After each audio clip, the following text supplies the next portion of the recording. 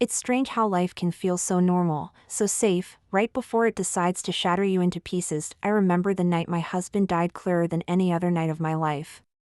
Not because it was dramatic, quite the opposite. It was peaceful. Quiet. Too quiet.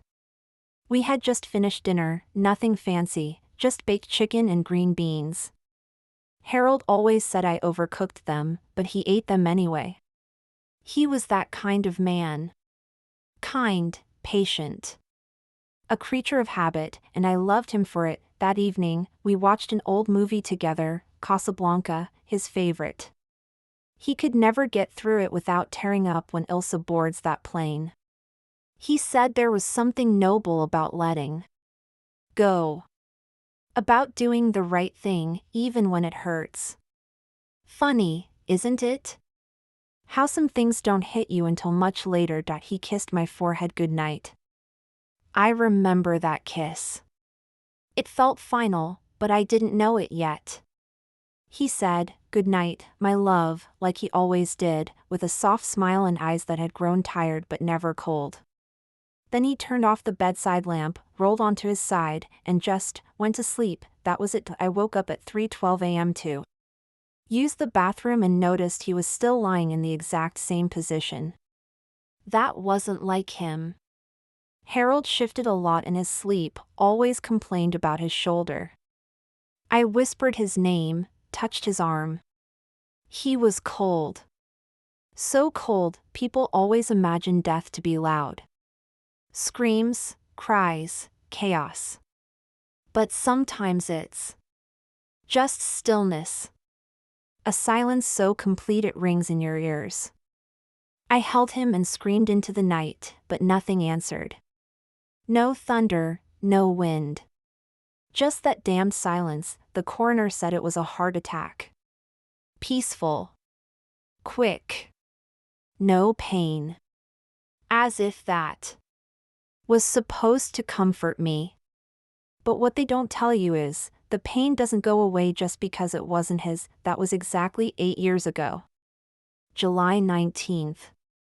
And every year since then, on that exact night, I receive a letter.no return address.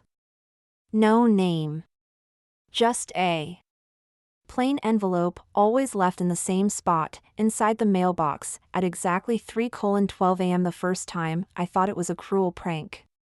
The envelope was cream-colored, thick, with old-fashioned cursive on the front, to Margaret. That's me. Inside, one sentence, typed on a typewriter I never left. I dropped it. My heart nearly stopped. I looked around like a fool, half expecting to see Harold stepping out from behind a tree, laughing at the joke. But the yard was empty. The street silent. No footprints, no cars, nothing. I didn't tell anyone. Not my daughter, not the neighbors. Not the police. I wasn't ready to hear that I was just grieving. That maybe I imagined it. That someone was trying to mess with my mind. Because deep inside me, in a place I don't even like to admit exists, I felt like the letter was real. That it was from him, and that was only the beginning. Asterisk, the second letter came exactly 1 year later. Same envelope. Same precise timing. 3:12. Then, I had convinced myself the first one was a mistake, or maybe a cruel neighbor's idea of entertainment. I told myself it was nothing. I buried it in the back of my drawer and tried to move on. But when that second letter arrived, I felt something shift. As if time itself paused, just to let me know, this is not over. This time, it read, "Look in the dresser." Simple. Direct. But so specific it made my blood run cold. Now, I live alone. My daughter, Rachel, moved across the country years ago. My neighbors are kind, but distant. No one comes inside the house but me. So when I read that message, I stood frozen in my kitchen, staring at the words like they might rearrange themselves into something more rational. They didn't. I walked Slowly, back to my bedroom. The old oak dresser sat exactly where it always had, untouched since Harold passed. I hadn't moved a single item. The top drawer still held his cufflinks, his watch, that hideous yellow tie he loved.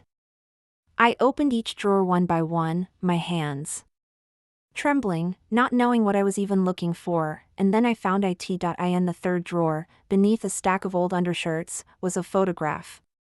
One I had never seen before. It was a Polaroid, faded at the edges, but unmistakably real. It showed Harold, standing outside a building I didn't recognize. He was older than in most of our photos, older than when he died. His hair was grayer, his glasses a newer frame. But it was him. He was smiling. Holding today's newspaper, the date on the paper, July 19th, the year after he died. I dropped the photo. My knees buckled.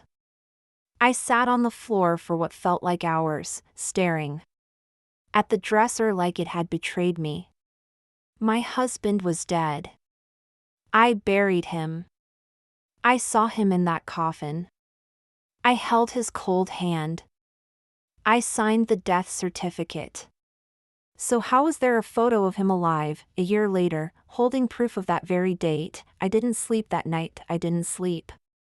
For many nights after that, I wanted to believe it was fake.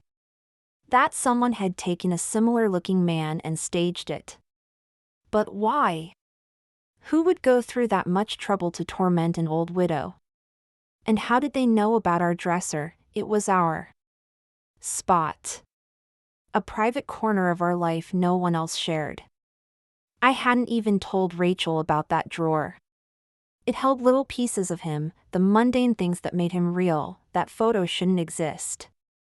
But it did. And it was real. I had it tested. Years later. A friend of Rachel's worked in photography and owed me a favor. I mailed it in a plain envelope, told him it was for a story project. He ran tests. Said the photo wasn't doctored. It was taken with a real Polaroid camera, and the paper and ink matched the timeline perfectly. Still, I told no one. Because. How do you explain something like that? Oh, my dead husband might be alive, and sending me yearly ghost letters? That gets you checked into a facility, not believed, and then, of course, came the third letter, and that's when things got darker. By the time the 3rd July 19th approached, I wasn't sleeping. I kept the porch light on, as if that would somehow expose the shadow that kept slipping into my life. I stayed up in the living room, watching the clock tick closer and closer to that cursed time, 3:12 a.m. and right on cue, there it was. No footsteps. No car engine. Just, suddenly, the mailbox creaked. I opened the front door immediately. Nothing. No figure walking away. No sound in the hedges. Just the cold night air pressing against my skin like a warning. Inside the box, the same envelope. Thicker this time. I opened it with shaking hands. Inside were two things: a letter. A page torn from my own journal. The letter said, "You're remembering it wrong. Read October 8th, 1974. My breath caught in my throat. October 8th, 1974, was the day Harold proposed to me. I still had that old journal tucked away in my nightstand, wrapped in a blue ribbon, full of my younger self's naive dreams. I hadn't opened it in decades. I raced to the drawer, ripped off the ribbon, and flipped through to that date, and there it was. My entry. My words, in loopy handwriting: Harold took me out to the lake today. I thought it was just another walk, but he had something in his coat pocket. A little box. A silver ring. I said yes before he could even finish the question. But the page in the envelope wasn't the same. It was a rewritten version, as if someone had taken my memory and edited it. Same date, same entry. But new lines added at the bottom, in my handwriting. He told me not to tell anyone. Not yet. said there was something he had to finish first. Something dangerous. Something he couldn't talk about. I promised I'd wait. I didn't write. That, I know I didn't. I've reread that journal cover to cover, dozens of times in my youth. That line was never there. And yet, the paper felt aged the same. The ink matched. And worst of all, it was my handwriting, perfectly. I compared it side by side with the real journal. Same slant. Same pressure. Even the loop on the G in dangerous was identical. I felt dizzy. Disoriented. Like someone was peeling back layers of a reality I'd spent my whole life accepting. What was Harold into? He worked in finance. Dull spreadsheets and conservative suits. He wasn't dangerous. He hated conflict. His biggest secret was sneaking a second slice of pie when I wasn't looking. Or so I thought. That night, I sat alone at the kitchen table, both versions of the journal page in front of me. My mind racing. Why would Harold want me to remember something I never knew? And how could he possibly alter a memory like that, unless it wasn't a memory that was altered? Unless the timeline itself had changed. I started thinking things I never imagined I'd let into my head. Time travel. Government experiments. Alternate realities. I felt insane even thinking those words. But what else could explain what was happening? The next morning, I buried the new page in a box beneath the floorboards. I didn't want it in my drawers. I didn't want it anywhere near me. And yet, as I sealed the box shut, I found myself whispering, "If this is you, Harold, please stop. Or please come home." That was the first time I cried in years. Not from grief. Not from confusion. But from fear, because for the first time, I didn't feel alone in the house. I felt watched. After the third letter, the house began to change. At least, that's what it felt like. The walls, once just old plaster and paint, started to feel alive. Breathing. Listening. Sometimes, I'd walk past the hallway mirror and feel like my reflection lingered just a second too long.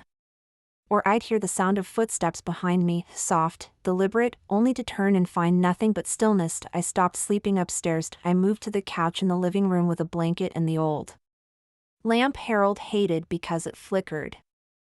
I kept it on anyway. It was the only light that didn't make the shadows look too deep. One night, around 2 in the morning, I was half awake when the television turned on by itself.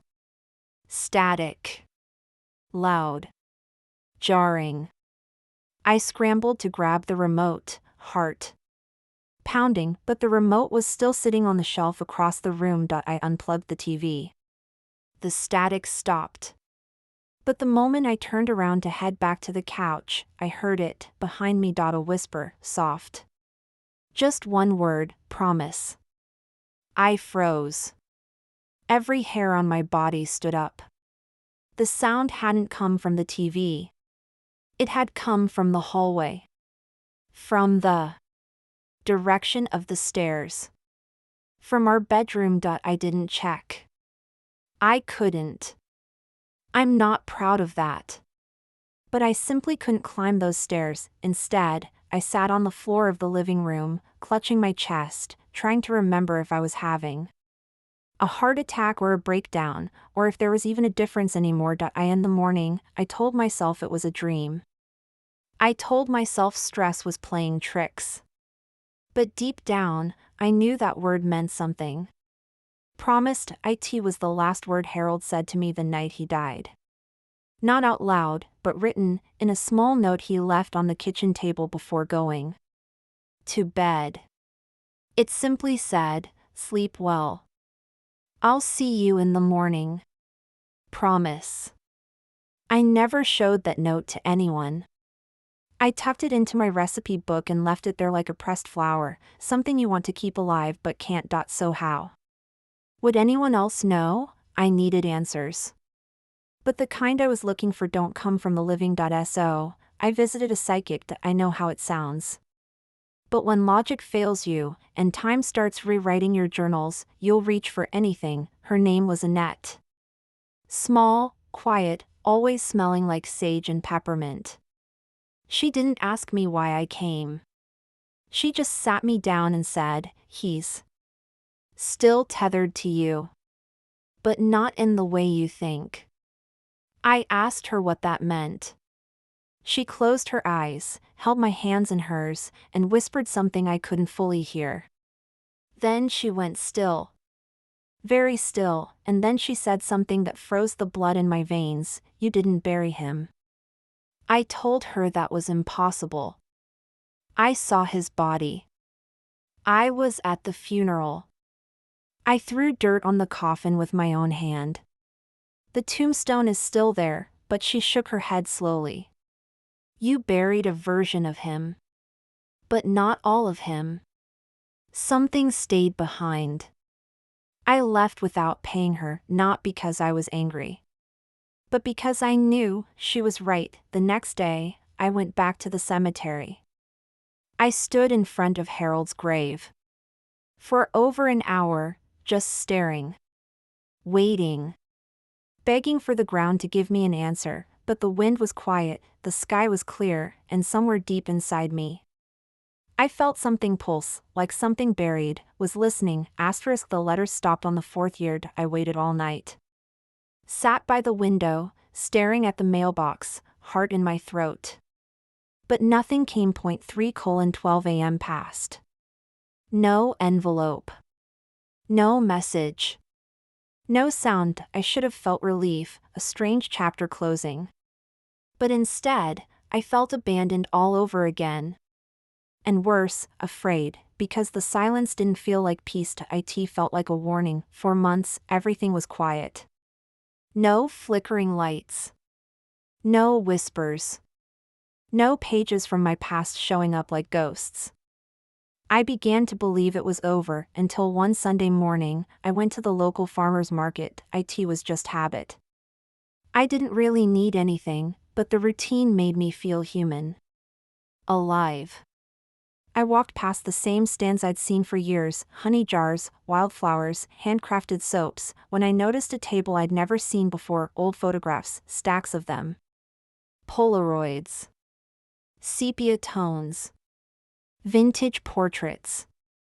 A wiry man behind the table nodded at me. "Everything's authentic," he said. Something pulled me to that table like gravity. I thumbed through the stacks, smiling at strangers from forgotten eras, soldiers, weddings, children with ice cream cones, and then I saw him. Harold. It wasn't a maybe. It wasn't someone like him. It was him. Clear as day, same nose. Same shy smile. Same scar above his left eyebrow from when he fell off the garage roof in 1972 trying to adjust the antenna, but in this photo, he was younger. Much younger, and he wasn't alone. Next to him stood a woman. Not me. She was smiling, holding his hand. Wearing a dress I'd never seen. Her hair was pulled into a high bun, and on her wrist was a bracelet, one that looked disturbingly familiar. It was my bracelet. A handmade gift Harold gave me on our 5th anniversary. The one I lost 2 weeks before he died. I bought the photo without saying a word. The vendor didn't even ask questions, just smiled and said, "Careful with that one. It gives people strange dreams." Back home, I examined it under a magnifying glass. No edits. No signs of manipulation. It was a real photo. A real moment, but how? When? Where? I flipped the photo over. One word was scribbled in pencil: soon. That night, I didn't sleep. My mind spiraled into places I never imagined it could go. Had Harold lived another life? Was he alive somewhere else? Had I been duplicated somehow? Or worse, was I never the only version of me? For days, I couldn't look in mirrors. Every time I did, I expected to see her, the woman from the photo. Not me. Or maybe a version of me that had lived a different life with the same MAND. Sounds insane. I know that. I'm aware, but when the laws of time start to bend around your memories, sanity becomes a luxury. The following week, I dug through the floorboards again. Pulled out the box where I'd hidden the journal page. When I opened it, there was something new inside, another photograph, not one I remembered placing there. It was of me, sitting at my kitchen table. Last week. Wearing the exact sweater I'd worn, a blue one with a torn cuff, but the photo had been taken from outside the kitchen window. I dropped it instantly, my body flooding with cold panic. I hadn't seen anyone. Hadn't heard a click, a flash, a footstep. But someone had been there, watching me from the dark and capturing my life like it was a movie. I was no longer afraid of ghosts, I was afraid of whoever, or whatever, had replaced them. A few nights after finding that photo on the floor, I heard a knock on the door. First, I thought it was the wind.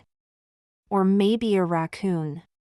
But the knocking persisted, soft, deliberate, like someone trying not to startle me. I looked through the peephole. No one was there. I opened the door just a crack and peered out, still nothing but shadows stretching across the porch. That's when I noticed a small envelope on the welcome mat. No handwriting this time, just a single word typed on the front, listen. I brought it inside and opened it carefully. Inside was a single photograph, this one blurry, like it had been taken quickly. It showed a man standing in my kitchen. His face was obscured by shadows, but I recognized the watch on his wrist. It was Harold's. My heart pounded. How could this be possible? Had someone been inside my house? Was it a trick? A haunting? Or something worse? Then the envelope slipped out another folded piece of paper. It read, "You don't know the whole story. Meet me tomorrow night. Midnight. The old pier." I didn't know if I should be terrified or relieved. Who was this stranger? And why did they want to meet me? But after everything, after years of silence and secrets, I knew I had to go, because this was no longer just about memories or letters. It was about the truth, and maybe, about finally setting Harold free. That night, I wrapped myself in my old coat and walked to the pier under the moonlight. The air was cool and thick with the scent of salt water. The boards creaked beneath my feet, and my heart felt like it might burst with every step. I arrived exactly at midnight. The pier was deserted, except for a lone figure waiting near the edge. As I got closer, the figure turned. It was a man. Middle-aged, wearing a dark jacket and a cap pulled low. His face was half hidden in shadow, but when he spoke, his voice was calm and familiar. "You're braver than I thought, Margaret." I froze. "Who are you?" I whispered. He sighed. "Someone who owes you the truth. And who was supposed to protect your husband." He pulled something from his pocket, a small leather-bound notebook, worn and faded. "This," he said, "is the story Harold never wanted you to know."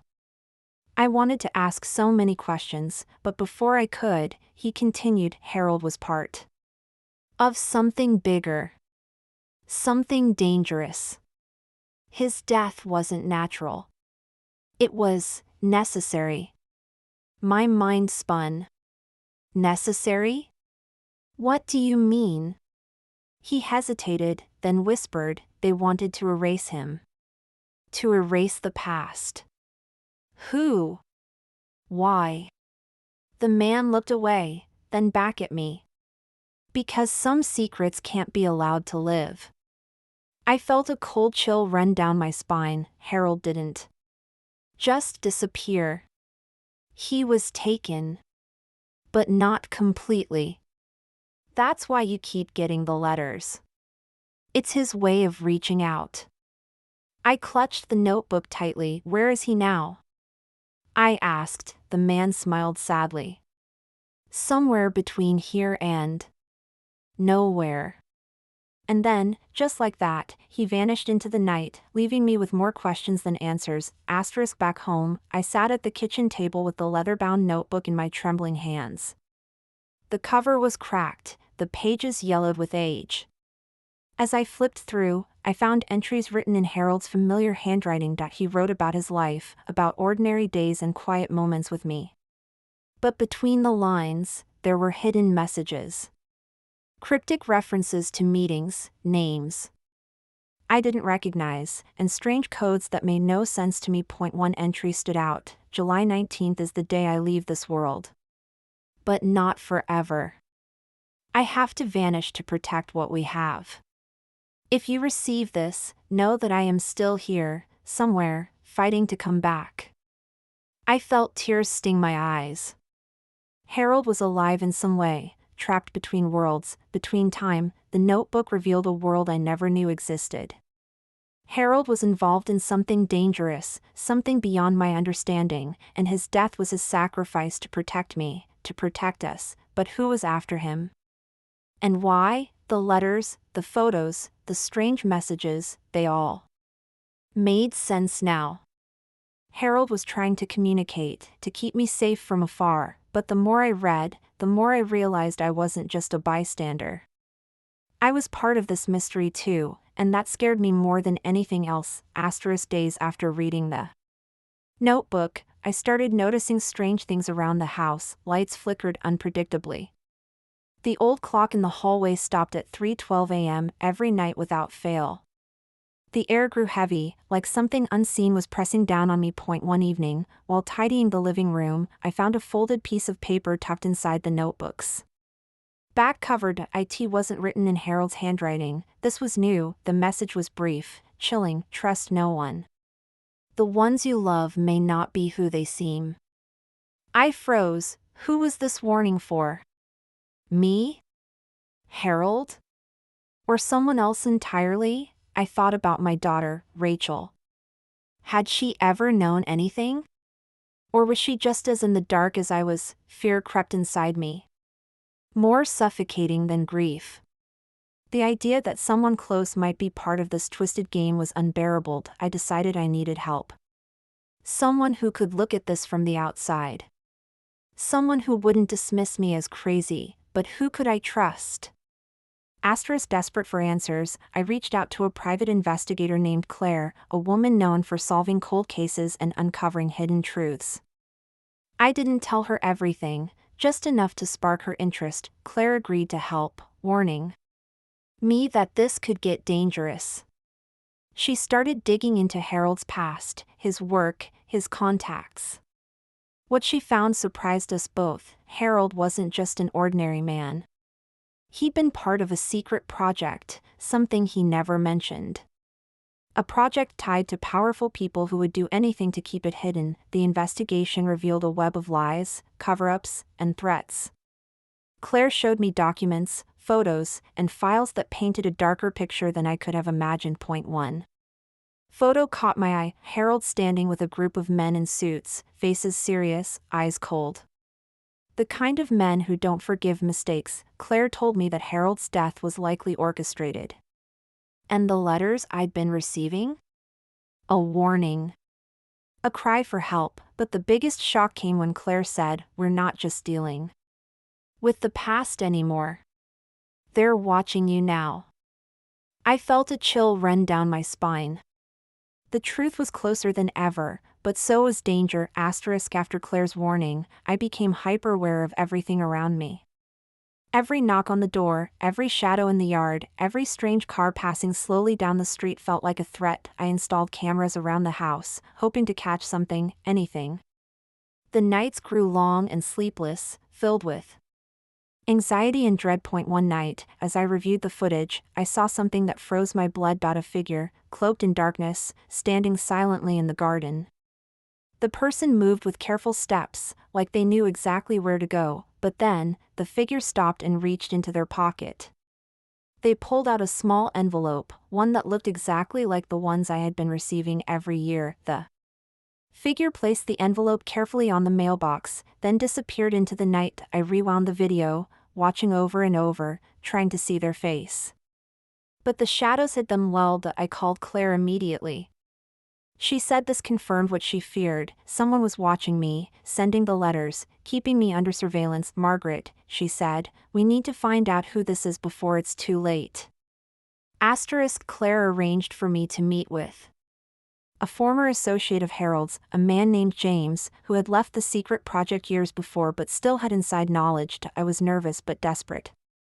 When I met James, his face was tired but kind. He didn't deny the stories. Instead, he confirmed what I had suspected. Harold had discovered something so dangerous that the people behind the project wanted him erased, literally wiped from existence. James told me that Harold had planned to expose the truth but had to fake his death to protect his family, especially me. He warned me that they were still looking for Harold, and anyone connected to him was in danger. But why the letters? I asked. James looked at me seriously. Harold found a way to reach you, through the letters. It's his message, his way of telling you he's still fighting. That he's not gone. I felt a surge of hope mixed with fear. James handed me a small device, a USB drive, saying, "This is everything you need to know." Back home, I plugged the USB into my old laptop. The screen flickered before opening a series of documents, photos, and videos. What I saw took my breath away. Secret recordings of meetings, faces I recognized from politics and powerful corporations, discussing plans to control information and eliminate threats, and there was Harold, fighting to stop it all. Trying to expose the project that manipulated lives and memories. Each video showed his courage, his determination, but also the growing fear in his eyes. The last file was a message addressed to me. Margaret, if you're watching this, know I did everything to protect you. My sacrifice was not in vain. Keep fighting. Trust no one, not even those who say they are on your side. Tears streamed down my face. The truth hurt. But it was freeing. I had to keep going. After watching Harold's message, I felt a strange mix of hope and dread. I wasn't alone, but the danger was closer than ever. That same night, as I lay in bed, the wind whispered through the cracked window. A shadow moved across the wall, and suddenly, the silence was broken by a soft knock at the door. I opened it cautiously to find an envelope resting on the welcome mat. No words, no signature, just one line typed on the front: "Don't look back." I didn't know what to do next. Run? Fight? Hide? But I knew one thing for certain: Harold's story wasn't over, and neither was mine. I stood in the doorway, the cold night air wrapping around me like a shroud. The envelope in my hand felt heavier than any burden I'd ever carried. For years, I'd been searching for answers, chasing shadows, trying to hold on to a man who might no longer exist, or who existed somewhere beyond my reach. But now, I understood. Harold had made a promise, not just to me, but to something greater. A promise that even if he couldn't be here, he would find a way to keep our love alive. Every letter, every photo, every whispered word was his way of telling me, I never left, and maybe, in that strange, impossible way, he never will. I folded the letter carefully, placed it inside my coat pocket, and looked up at the stars. Some mysteries never end, but some promises last forever.